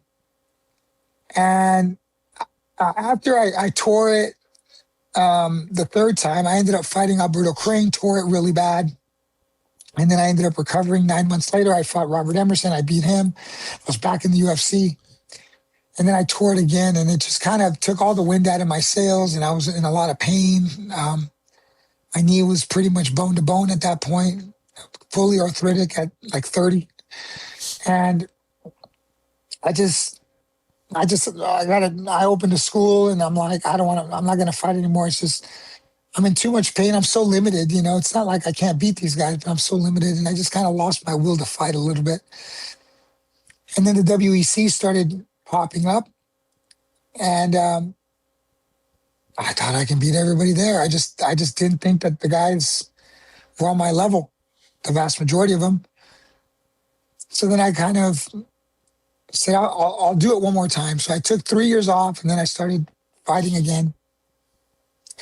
And ultimately, the UFC merged with the WEC, and I got to fight in the UFC, but I understand the UFC machine. I understood it years ago. And I just didn't want to play the game. I didn't want to be fighting people I didn't think I needed to be fighting. I wanted to fight the best guys, and I wasn't going to get the best guys. And I didn't have the fights to waste, and my body to waste to be playing the game. To go on a run, right? They want you to go on this run they want you to go on a run. They want you to go through and fight all these guys. You didn't have it in you at that point. The fights that they were giving me, some of the fights that they offered me, I'm like, why do I want to fight this guy? What is this guy going to do for me? Like they were low ranked, fighting good guys, competitive. Like tough opponents. I'm not saying that they weren't tough, but why do I want to fight a guy that nobody knows? Yeah. When I can beat the guys that people do know, right? Yeah. So, that was the main reason I started fighting again. It's nice to say that you're a UFC fighter. It's even nicer to say that I won in the UFC. It's even nicer to say that I beat a former title challenger, right? And Joe's good. Yeah. So I think after that, I didn't have to prove it to myself anymore. I felt that I didn't have to prove myself to anybody else anymore. I just didn't care what people thought anymore. There was a time where I really thought that what people thought, I cared what people thought. And ultimately, it just got to the point where I'm like, I really don't care. If you think you can beat me, come by my academy and I'll whoop your ass there. I really don't care. Is there anybody that you would have really liked to fight that you were like, that would have been a great fight, and I know I could have taken that one? I thought Jens Pulver, who was the guy that I was always kind of hunting for. Man, bro. Legend. He was the number one guy. He was the number one guy when I was coming up, and I thought I could beat him before I got a chance to fight him. And I knew I was going to beat him when I fought him. So, Jens, I mean. What about like a Mike Brown or a Genki Sudo? You know, like that was the kind of timeline. Genki Sudo, I think, would have been awesome. You know? Yeah, it would have been fun. I think my wrestling was way better than Genki Sudo's wrestling. But yeah, if he couldn't I think my jiu-jitsu was better than his at the very least. But Mike Brown's a tough fight. I thought I would have beaten Mike Brown too. I don't think Mike Brown would have stopped me from taking him down. I don't think his jiu-jitsu was better than mine. But I think Mike Brown was good. I thought Mike was a very well-rounded and tough problem. I think Mike was a tough problem. I would have liked to fight BJ. Me and BJ fought when we were blue belt in jiu-jitsu tournament. I would have liked to fight BJ. It wasn't like I was hiding from good guys. No, I'm saying they were all around. All those fights, I would assume, would have been really available to you. Like, you were my guy in King of the Cage, you know? Like, so seeing you cross over, all I saw were all these really cool opportunities for, like, dope fights at the time, especially after acquiring WEC. And to think that they'd be offering you these smaller names after building a very strong name for yourself. After beating Jens Pulver. It made no sense. It's such a bummer. There were so many other like high level or highlight like scraps that there could have been. There's nothing you could do about it, but it would have been cool to see. I was just didn't want to do it. I hated doing it. It was so stressful, and I just didn't want to do it anymore. I did it for a long time. Yeah. I didn't want to do it anymore. I wanted to focus on other things. Do you miss it? What's that? Do you miss it? No. No. If I want to spar, I can just grab my gloves and spar the guys here. I don't care. Yeah. It's not that big of a deal. You guys got to understand that I've been grappling people over 30 years. I've been grappling people a long time. Yeah. So nothing really excites me anymore. Like, you guys, people get excited about these new moves, and I go, it's not going to work. Why not? And then all you got to do is do this, you know. There's an illusion. It's an illusion. Like, I'm a little bit of a technique snob, I guess you can say. Jiu-jitsu tends to do that to us, though. Yeah. I think jiu-jitsu as a whole, I've called it, we're very not preachy. What's the word? Yeah, like, we're snobs. We if you do jiu-jitsu, you probably think that jiu-jitsu is the best martial art for self-defense, for just everything, for getting Have you shape, done taekwondo? Seriously. I did when Step your game up. I did when I was like 19. I think that every martial art has a benefit. I use sticky hands. Somebody showed it to me one day, and I was like, I use it a lot from side mount bottom. Like, taekwondo has good techniques. It's got a great spinning back kick if you know how to use it. Boxing's got the good stuff. Kickboxing's got good stuff. Muay Thai has good stuff. My goal is to pick and choose what works and what I like, and discard what doesn't. Have you evolved your system? Or is the plan to evolve your system from jiu-jitsu into the mixed martial arts, where you'll have like JV MMA online? Everything's there. What you have to understand is JV jiu-jitsu is MMA. Okay. The base layer of information is no-gi. The layer above that is with punches. Same system, add punches, and you're going to get the same result, because the system was designed around the problem of punches. That's how my system was designed. I was dealing with punches. I can't design a system that doesn't address punches, right? So my entire system was assuming the guy can hit you. Then you add then you take away the punches. Now it's just no gi. Okay, no problem. So one layer of information is the gi, or is no gi. The next layer of information is with punches, and the next layer of information above that is with the gi. Same mechanics, same strategy, same everything, and then you just add the options that the gi allows. When you have the punches, you add the options of using strikes to blend in through the transitions. But it's the same system. The system was evolved and developed for MMA. And the gi and no gi are just limitations of the original system. So we're gonna start to wrap. I'm taking a picture of here of all of our screens on our side that you can't see. But I've got one last question for you. Outside of your academy, outside of martial arts, who are you? What do you do? How would you define yourself?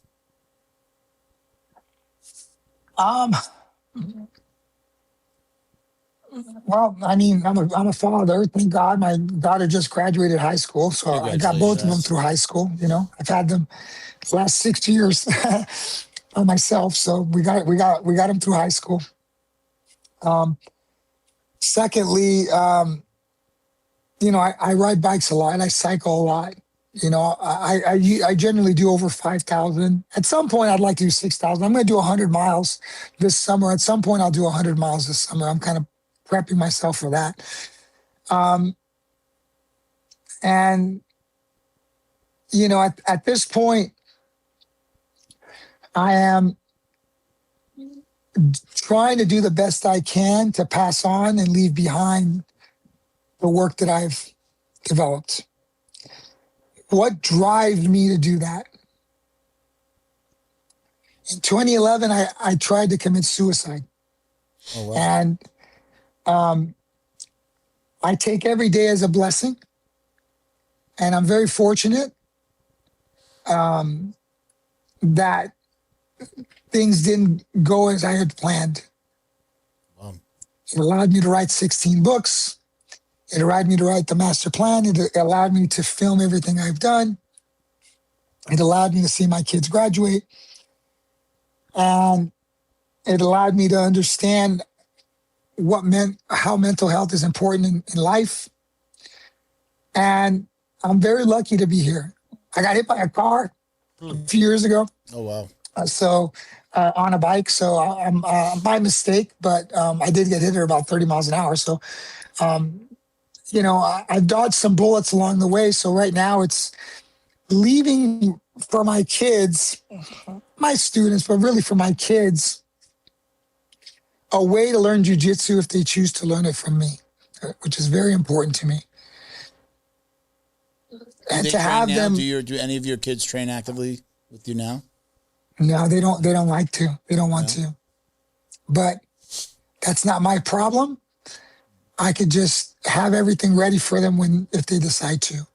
If something happens to me, they can hear it from me. You've got the one that just graduated, I'm assuming 17, 18 now? 18, yeah. 18. Both of them. I have one 19-year-old and one 18-year-old. Okay. How often would you say you're still training now? Not teaching, but like actually like rolling around and stuff. I mean, it depends. It depends. Usually once or twice a week, maybe. Yeah. Like I just turned 44 and that's my goal. Like 2 times a week. If I can really like get it in a little bit, I'd be super happy. I ride 3 times a week, so I'm getting exercise that way. And if, you know, dealing with my guys is a problem. You know, they know how to beat me. I show them how to beat me. Yeah, that's the whole goal. I hope all I show them how to beat me. Yeah, so that's what you want. Yeah, it's what you want. But my style is not super fun to be dealing with. So it's like I'm fighting against myself under the worst case scenarios all the time. Mm-hmm. The good thing is that when I roll with other people, it's generally pretty easy. Yeah. So I know the system is incredibly effective. And now that my students have matured along the way, and, you know, I've got a few black belts now, and I got a few brown belts now, and they go roll with other people. Have you created these black belts? It works good. Have you created these black belts since, like, I guess, getting into this version of your system, or are they black belts from before? Nope. These are newer black belts. Okay. They understand the system. So we gotta wrap, guys. It's 1:00 here. We've got to open up the studio for the next podcasters. But let me give you a second, Javier, to just if you want to give out your handles. Obviously, we see the .com behind you, but tell everybody where they can find you online, Instagram, website, all those things. If you have any sponsors, anybody you're working with, now's your time. If you want to give them any shout outs. Well, thank you guys for the conversation. It's always nice to talk to jiu-jitsu guys, Yeah, my Instagram is at JV Jiu-Jitsu, and at the real Javier Vazquez is my personal Instagram.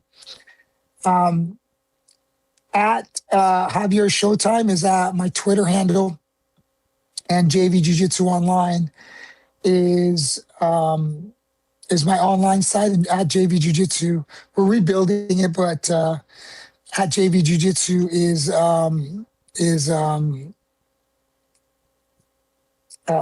my landing page.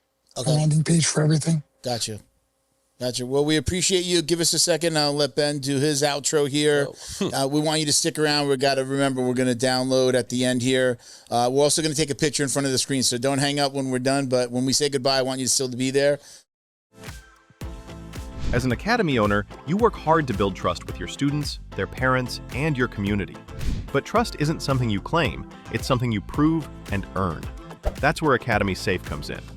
We help academies like yours stand out with verified safety standards. Background checks for all staff, U.S. Center for Safe Sport certification, concussion training, defibrillators on site, CPR, first aid and AED certification, security cameras, rank and lineage checks, and verification of business insurance. Join the trusted martial arts registry that's redefining safety throughout North America. Lead by example. Show parents you're accredited with Academy Safe. Special thank you to the crew over at Flow and Roll for all their support. Flow and Roll is renowned for their incredible no-gi rash guards, shorts, and leggings. Flow and Roll has quickly become the premier custom apparel provider for academies big and small throughout the United States. Reach out today to discuss your custom order and ask about their incredible pre-order program.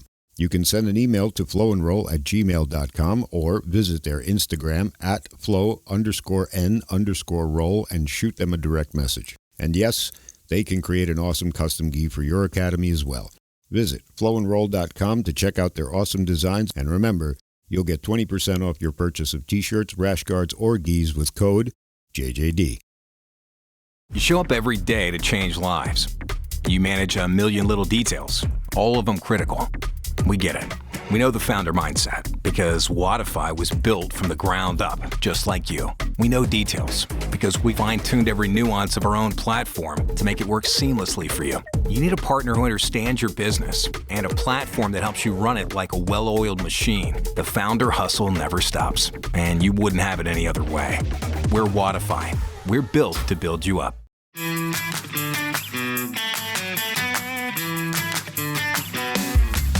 Is your business getting lost online? Black Belt Digital Marketing is a full-service digital marketing agency that helps you get found, get leads, and grow. We specialize in local and website SEO, so your business stands out when customers search. Our website SEO makes sure your site loads fast, ranks high, and stays ahead of AI-driven search, so customers find you first. More visibility, more clicks. More customers write when they're ready to buy. Grow your business online with Black Belt Digital Marketing. Visit bbdigitalmarketing.com or call 9542-204932 today. But go ahead, Ben. You want to give a quick your outro? Unbelievable, ladies and gentlemen. Firstly, thank you, Javi, for being here. It has been an absolute pleasure chatting with you. And, well, now I'm going to sell some stuff. Go to fighttape.us for the absolute best in gauze and tape. Cornerman, cutmen, coaches, whoever you might be, you need athletic tape. You're doing jiu-jitsu. That's why you're here. Protect your fingers, wrists, and ankles. Use the best stuff. fighttape.us, both on Instagram and our website. If you are looking for martial arts training and you are located even remotely close to the Palm Beaches, there's no place better you could be than American Top Team Palm Beach Gardens. The best of Muay Thai, Brazilian Jiu-Jitsu, and MMA available in Palm Beaches. And I got to brag on our wrestling coach, Avto, Olympian, world champion, arguably one of the best wrestlers in the country. Come check us out, attpbg.com and attpbg on all of our social medias. Awesome. Javier, like Ben said, thank you so much for being with us and for joining us and your patience. Sorry for being late. Incredibly educational.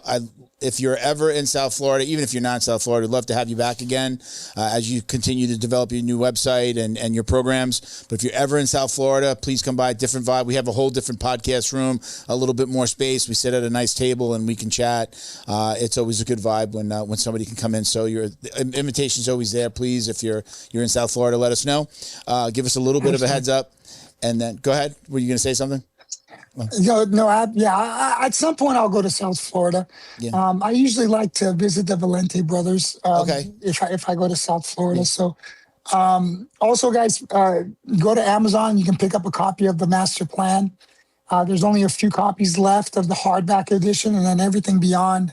Once we sell out, we will only be doing paperback. So if you want an official hardback of the Master Plan textbook, awesome.